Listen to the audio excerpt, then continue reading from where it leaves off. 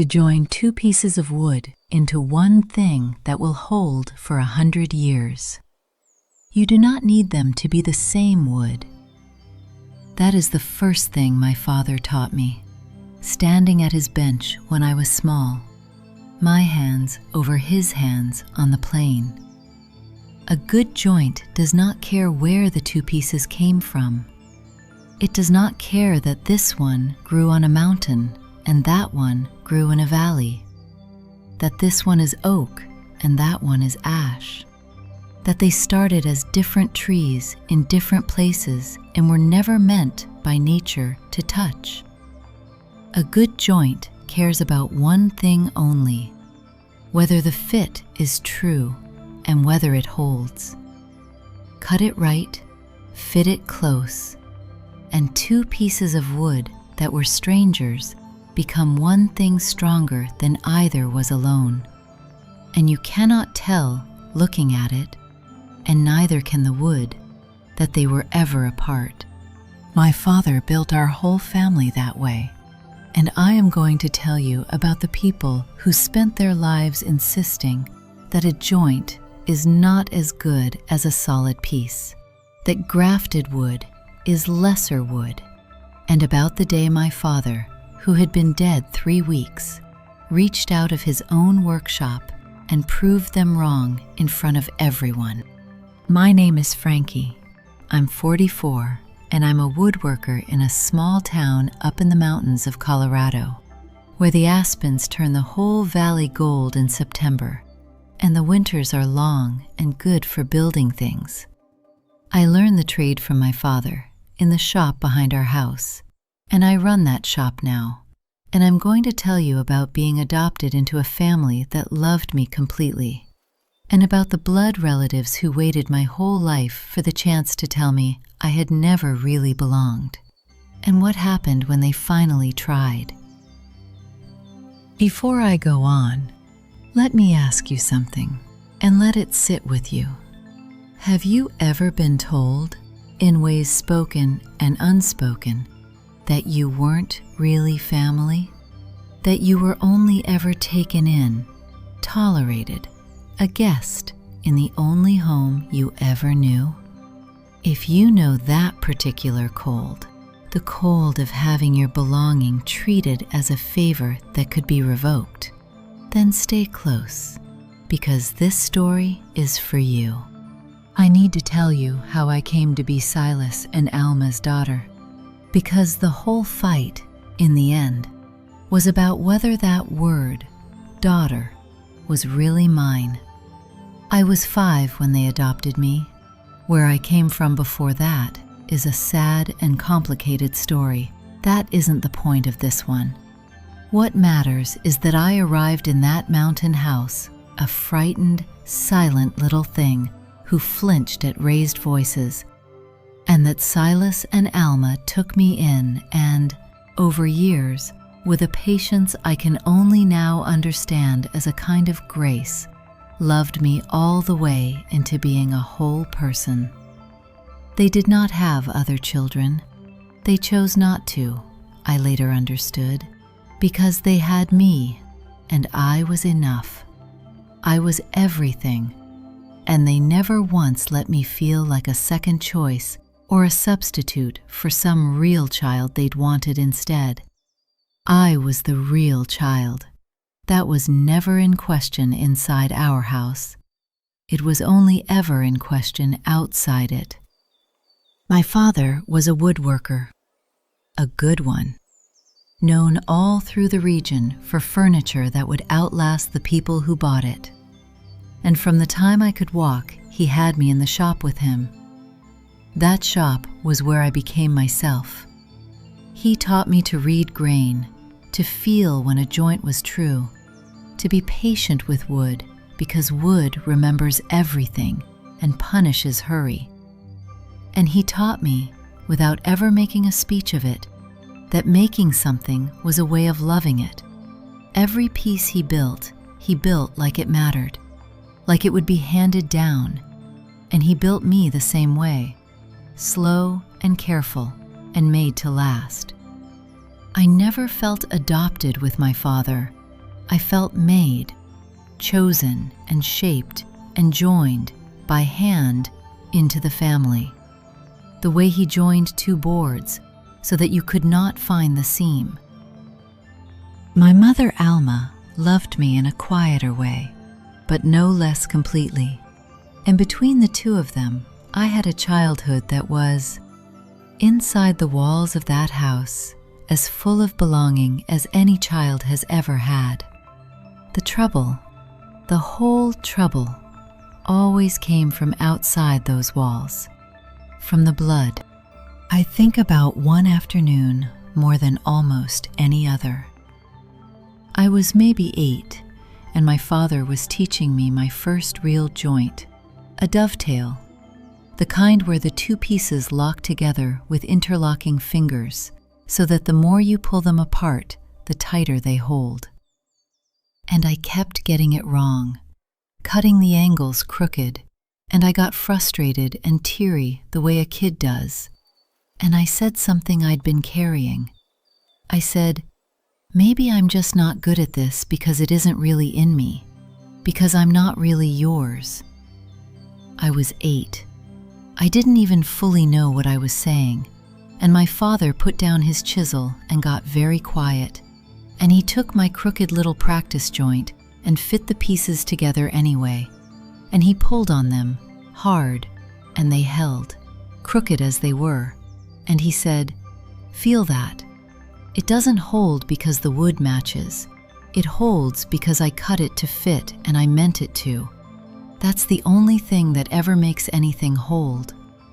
And he wasn't talking about the wood. And I knew it even at 8.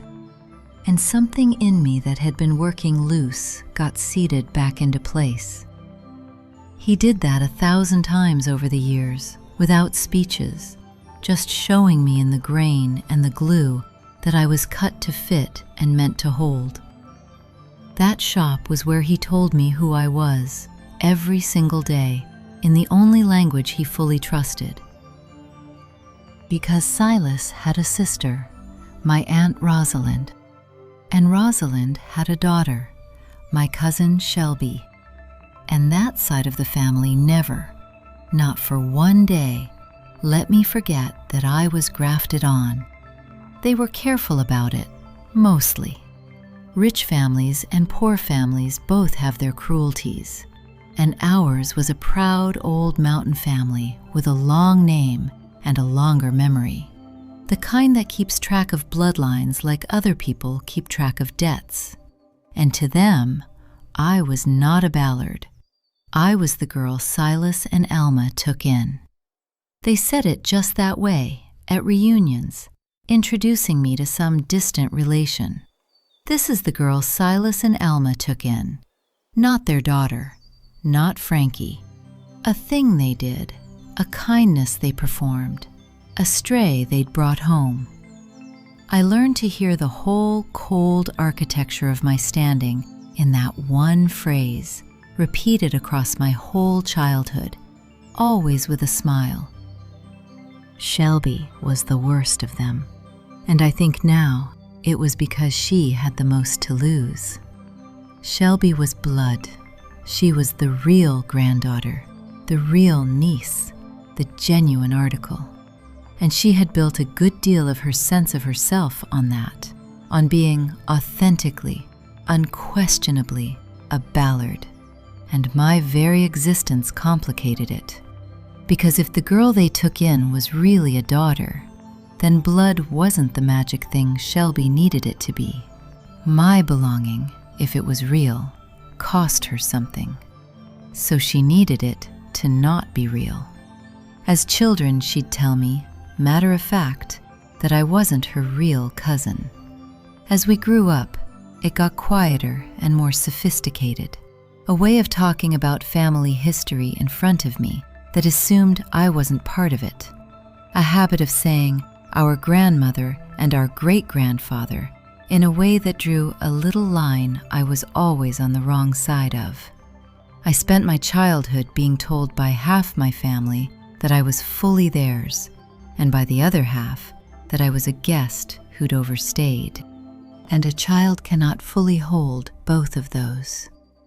So a splinter went into me early, a small, permanent doubt, way down where I couldn't reach it.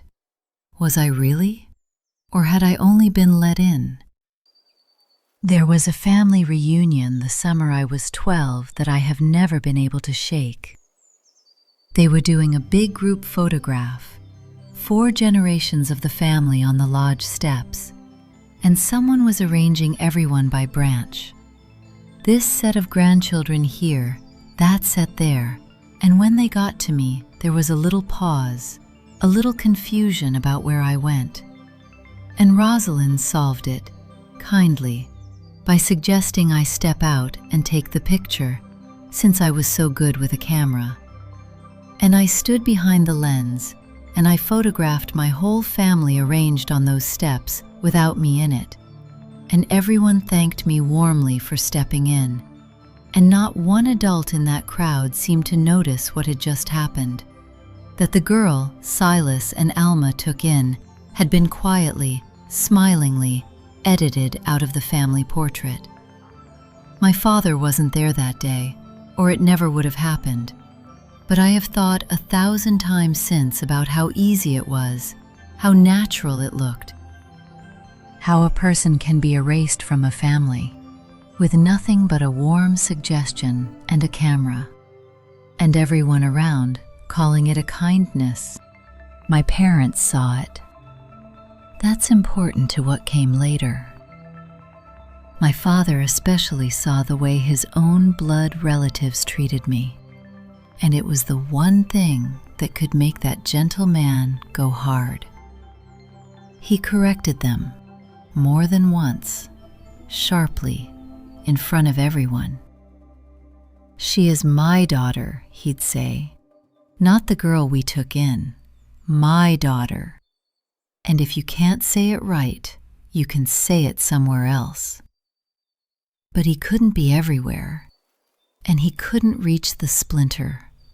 And I think it grieved him that no matter how completely he claimed me inside our house, the world outside kept a door I was on the wrong side of. I did not know, until after he was gone, what he had done about that. I did not know he had been quietly, for years, building me a door that could never be shut. My parents died within a season of each other, the way long married people sometimes do. My mother went first, her heart, and my father followed 8 months later. And I have come to believe he simply did not know how to build a life without her, and chose, in his quiet way, not to try. Losing them both, so close together, took the floor out from under me. They were my whole family, the real one, the inside the walls one. And suddenly, I was a 44-year-old orphan in a silent house, and I was drowning in it. And that is the moment my blood relatives chose to make their move. Grief, it turns out, is when the vultures come, because grief makes you slow and soft and unable to defend yourself, and they knew it. It started at the funeral, my father's funeral, which I was planning as his daughter, when Rosalind and Shelby simply took it over, the flowers, the readings, the arrangements, moving me aside with a firm, sad gentleness, because these were family decisions, family traditions, and it wasn't quite said, but it was entirely meant that I was not quite family enough to make them. At the service, Shelby gave a long remembrance about the Ballard family line, about Silas as the last true craftsman of the bloodline, and she did not mention me once. His daughter, the one who had worked beside him in that shop for 40 years, who carried on his trade, who had his own tools worn to the shape of my hands, not once. She stood up and erased me from my own father's funeral, in front of the whole town, and framed it as honoring the family.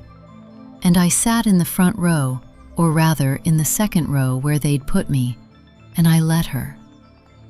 Because I was too shattered to fight, and because the old splinter was whispering that maybe she was right. Maybe I didn't have the standing. Maybe I never had.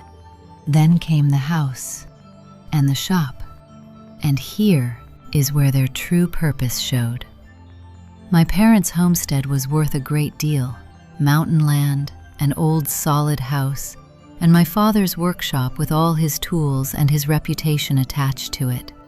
And there was, I would learn, no clean will, or rather, there was an old one that predated some of the property and left things murky. And into that murk, my blood relatives poured their whole argument, which was simple and vicious. Adopted children, Shelby explained to me, actually had complicated claims on old family land that had been in the Ballard line for 4 generations. It wouldn't be right, she said, so gently, for family land to pass out of the bloodline. Surely I could see that. They weren't trying to leave me with nothing, she was quick to say. They'd make sure I was taken care of, but the homestead, the land, the shop, those were Ballard things, blood things, and they should stay in the family. In the family. Spoken to my face, in the kitchen where my mother had taught me to make bread. By a woman telling me I was not in the family. I want to tell you about the night I almost let them have it, because I came within an inch. And I think the people who most need this story are the ones sitting at that same inch right now. I was so tired. I was grieving my whole world, and I was alone in it. And every day my blood relatives applied their gentle, relentless pressure, and every day the splinter dug deeper. Maybe they were right. Maybe grafted wood really was lesser. Maybe I had been living on borrowed belonging my whole life, and now the loan was being called. And the decent thing, the graceful thing, would be to take the small settlement they offered and go, and stop pretending I had a claim on a bloodline that had never really claimed me back. I had the settlement papers on the kitchen table. I had a pen. I sat there in the dark in my dead mother's kitchen, and I thought, just sign it, Frankie, and go somewhere you don't have to audition to belong. I got as far as uncapping the pen. What made it so hard, what almost got me, was that they had found the one argument I had no defense against, because it was the same argument the splinter had been making inside me my whole life. They weren't telling me anything I hadn't already secretly feared. That was the terrible cleverness of it, whether they knew it or not. They looked at me in my grief and said, out loud, in the daylight, the exact thing the small, frightened part of me had always whispered in the dark, that maybe it had never been real, that maybe love given can be taken back, that maybe blood was the true thing after all, and I had only ever been a warm, long visit. When a cruelty matches your own oldest doubt, it doesn't feel like an attack. It feels like the truth finally being said. And that is why I nearly signed. Not because they convinced me, because they were quoting the splinter, and I had never once, in 44 years, managed to pull the splinter out. And then I couldn't sit in that house one more minute. And I got up, and without deciding to, I walked out back, in the cold, to my father's workshop, the way I'd walked to him my whole life when I couldn't bear something. And I turned on the light, and there it was, the way it had always been, his bench, his tools, the smell of shavings and linseed oil that is the smell of my entire childhood.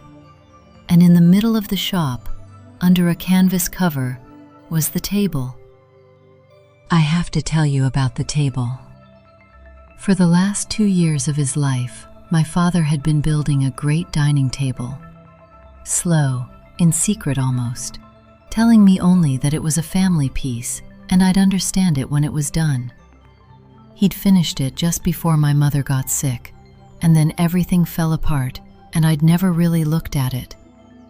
But that night I pulled the cover off and I turned the light full on it, and I finally saw what my father had spent his last years making.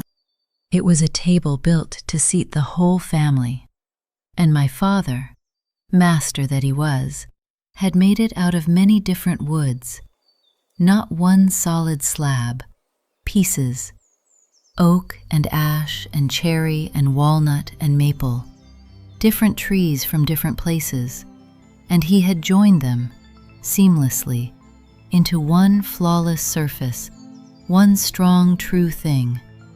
And around the edge, carved in his own hand, were names, our family, going back generations, every Ballard, the whole bloodline Shelby was so proud of.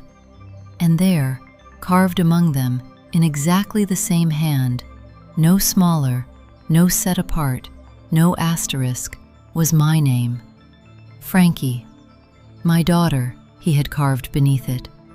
And in the very center of the table, where all those different woods met and held, he had inlaid a small brass plate, and on it he had engraved a single line.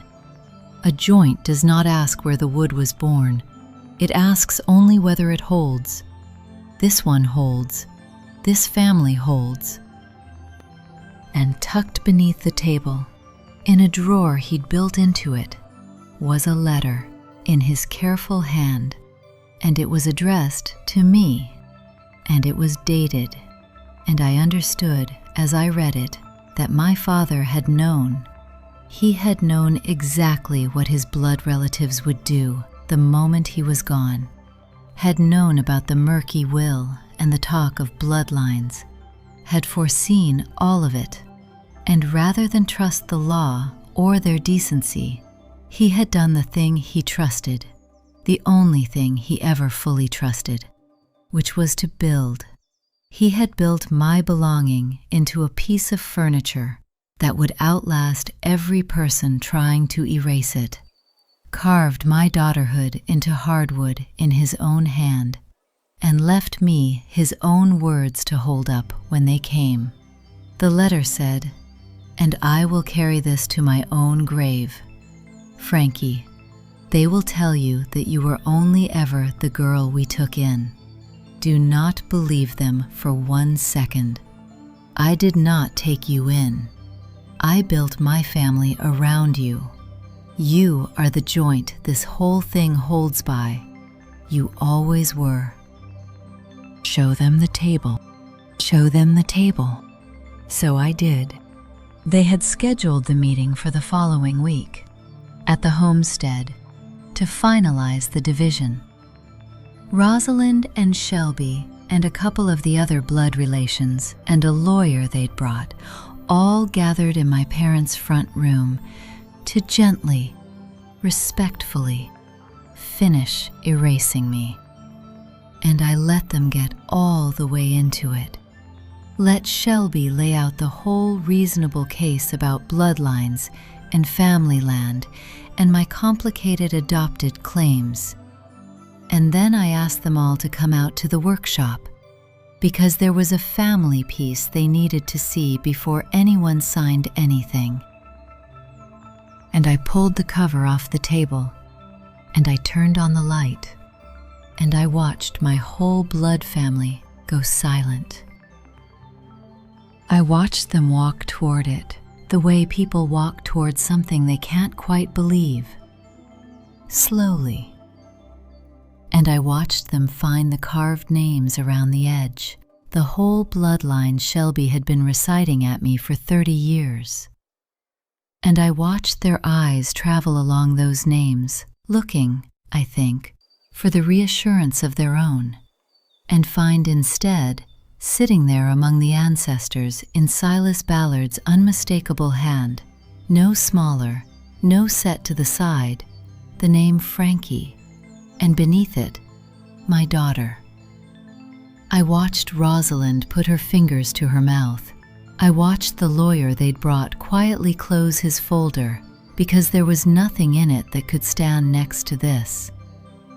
And I watched Shelby, who had come to that homestead to finish erasing me, stare at her sainted grandfather's own hand declaring the exact opposite of everything she'd staked her life on. And I watched her open her mouth and close it, because there is no argument you can make against a dead master craftsman's chisel. Because there is no arguing with it. That is the thing about my father's chosen medium. The thing he understood his whole life. A word can be taken back. A will can be contested. A memory disputed. A claim reframed.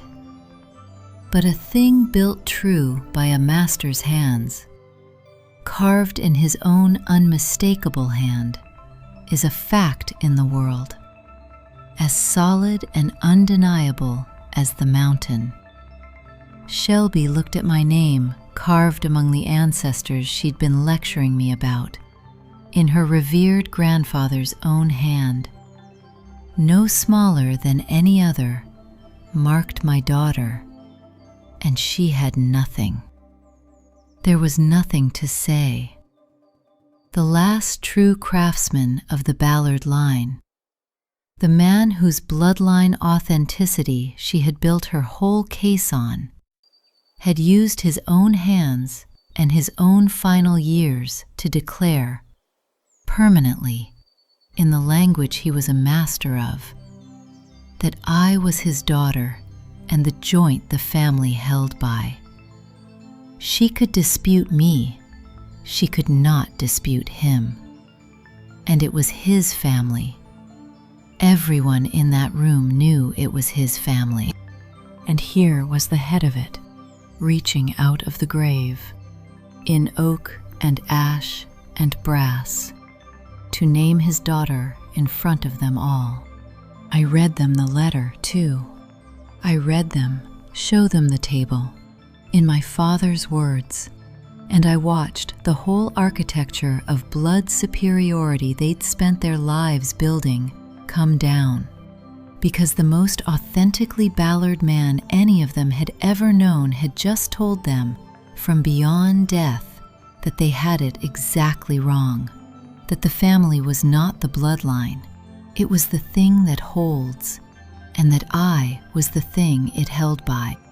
And I will tell you, reading my father's handwriting out loud in that room was the moment the splinter finally came out of me. The one that had gone in when I was a small, silent child and worked its way deeper every year of my life. Because for 44 years, underneath all his love, there had been that one thing I could never quite be sure of, that low doubt about whether I was really, whether I'd only been let in.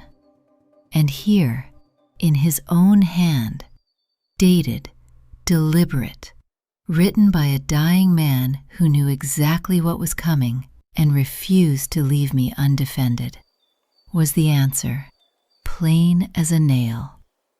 I built my family around you. You are the joint this whole thing holds by. He had reached the doubt no one else could reach, the one even his living love couldn't quite pull out. And he had reached it from the far side of death with a letter and a table, and he had pulled it clean. I did not read the rest of it steadily. I could not. But I got through it, because he had written it, so that I would have it to hold when they came. And they had come, and I held it, and it held. Here is what it cost Shelby, and it was the one thing she truly had, and she lost all of it. She did not go to jail. There is no law against being cruel to the cousin you decided wasn't real. What Shelby lost was the thing she had built her whole self on, which was the belief that blood made her more, that being born a Ballard made her more of a Ballard than a girl who was merely chosen by one. Her grandfather, the man she'd invoked as the very source of that belief, had spent his last years and his master's hands proving her wrong, and everyone had seen it. The bloodline she was so proud of had produced its finest man, and its finest man had looked at her pride and at my chosen belonging and had carved, permanently, which one he counted as real. She kept her blood. She lost the thing she thought it meant, and in a proud old family that runs on exactly that, being the one publicly corrected by the patriarch himself from the grave about the very thing you staked your identity on, is a cold and permanent price. The other relatives, the ones who'd gone along, quietly came to my side of it, because you cannot look at that table and stay on the wrong side of it. And Shelby was left holding a bloodline that her own grandfather had just ranked beneath a joint that holds. I kept the homestead. I kept the shop, not because I won a legal fight, though the table, as it turned out, made short work of the legal fight too, but because my father had made my claim to it a fact you could put your hand on. I run his shop now, and I build the way he taught me, joining different woods into things made to last. And I understand now that he was teaching me my own life the whole time, that he was telling me every day at that bench what I was and where I belonged, in the only language he fully trusted. There's a technique in woodworking called grafting, though it comes from the orchard really, the joining of one living thing onto another so they grow as one.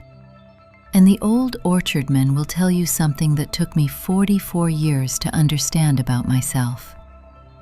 A graft that takes is often stronger than the tree it grew on, because the graft held on purpose. It didn't just happen to grow there the way a branch grows, by accident, by nature, without choosing.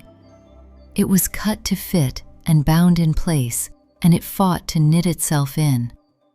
And that fighting, that choosing, makes a bond at the joint that the accidental branches never have.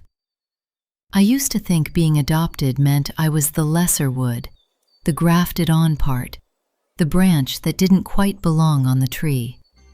My father spent my whole childhood, and then his whole death, trying to teach me the truth, which is the opposite. The grafted branch is not the weak one. It is the one that is there on purpose.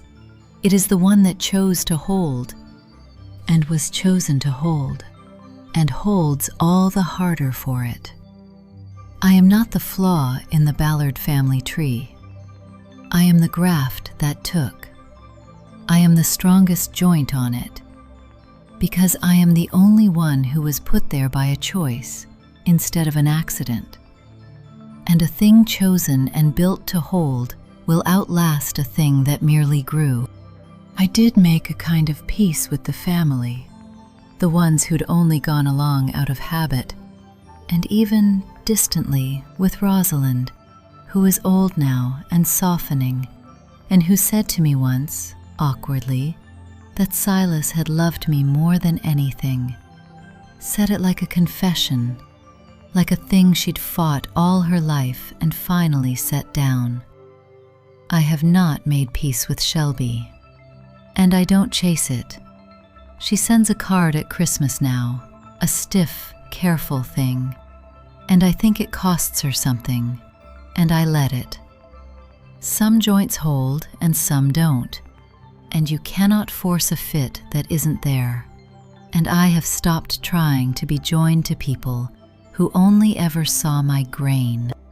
The shop is busy now, busier than it's been in years, because the story got around the valley the way stories do in a small place.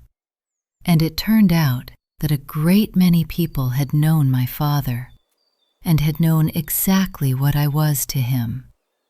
and had quietly thought the blood family's behavior was a disgrace. Folks bring me their broken family pieces to mend, the wobbly heirloom chairs and the split tabletops handed down through their own complicated families. And I fix them. I make the old joints hold again, and I have come to think of it as a kind of ministry. Every piece somebody hands me is a thing they couldn't bear to lose, made by hands that are gone, and I get to make it hold a while longer. I understand that work now in a way I didn't before. My father spent his life teaching me that what holds a family together was never the material it was cut from. It was the care of the joining. I make my living, now, proving him right, one repair at a time. That great table sits in my dining room now, and I eat at it. And when people come, they always run their hands over the seamless surface and marvel that so many different woods could be made into one thing so strong and so whole. And they always ask how it's done, how you join woods that different into something that holds.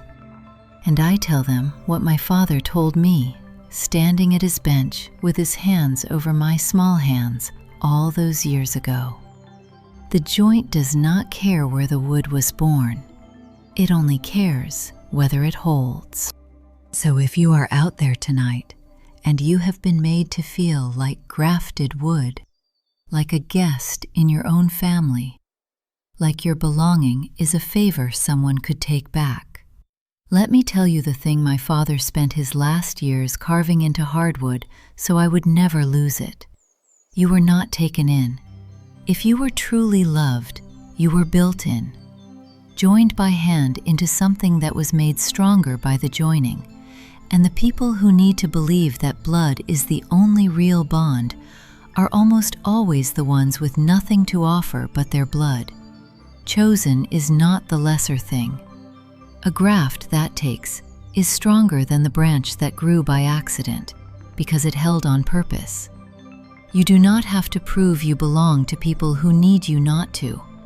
Go find the ones who built their lives around you, or go build a life around the ones who deserve it, and let the rest keep their bloodline. A family is not the wood you came from. It is the joint that holds. And you, if you have loved and been loved, are the thing it holds by.